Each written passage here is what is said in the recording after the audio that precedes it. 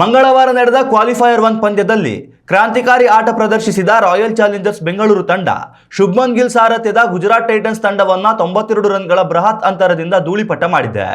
ಈ ಐತಿಹಾಸಿಕ ಗೆಲುವಿನೊಂದಿಗೆ ಬೆಂಗಳೂರು ತಂಡ ನೇರವಾಗಿ ಫೈನಲ್ ಪಂದ್ಯಕ್ಕೆ ಅರ್ಹತೆ ಗಿಟ್ಟಿಸಿಕೊಂಡಿದೆ. ಟಾಸ್ ಸೋತು ಮೊದಲು ಬ್ಯಾಟಿಂಗ್ ಮಾಡುವ ಸವಾಲು ಪಡೆದ ಆರ್ಸಿಬಿ ಆರಂಭದಿಂದಲೇ ಎದುರಾಳಿ ಬೌಲರ್ಗಳ ಮೇಲೆ ಸವಾರಿ ಮಾಡಿತ್ತು. ನಾಯಕ ರಜತ್ ಪಾಟಿದಾರ್ ನಾಯಕನ ಆಟವಾಡಿ ಕ್ರೀಡಾಂಗಣದ ಮೂಲೆ ಮೂಲೆಗೂ ಸಿಕ್ಸರ್ಗಳ ಸುರಿಮಳೆಗೆರೆದರು.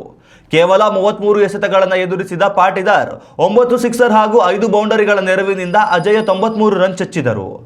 ಪಾಟಿದಾರ್ಗೆ ಉತ್ತಮ ಸಾಥ್ ನೀಡಿದ run machine Virat Kohli 43 run, Devdutt Padikkal 30 run ಮತ್ತು ಕೃನಾಲ್ ಪಾಂಡ್ಯ 43 ರನ್ಗಳ ಉಪಯುಕ್ತ ಕಾಣಿಕೆಯಿಂದ ಆರ್ಸಿಬಿ ನಿಗದಿತ 20 ಓವರ್ಗಳಲ್ಲಿ 5 ವಿಕೆಟ್ ನಷ್ಟಕ್ಕೆ 254 ರನ್ಗಳ ಮೊತ್ತ ಕಲೆ ಹಾಕಿತು.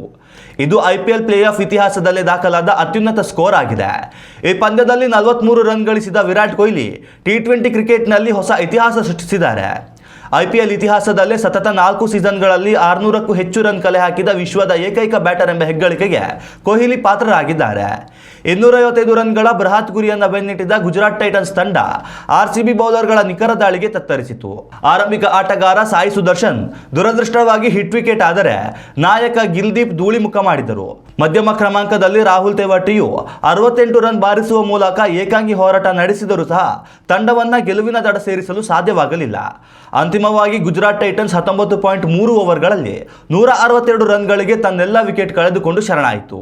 ಆರ್ಸಿಬಿ ಪರ ಮಾರಕ ಬೌಲಿಂಗ್ ಪ್ರದರ್ಶಿಸಿದ ಜೇಕಬ್ ಡಫಿ 39 ರನ್ ನೀಡಿ 3 ಪ್ರಮುಖ ವಿಕೆಟ್ ಕಬಳಿಸಿದರು.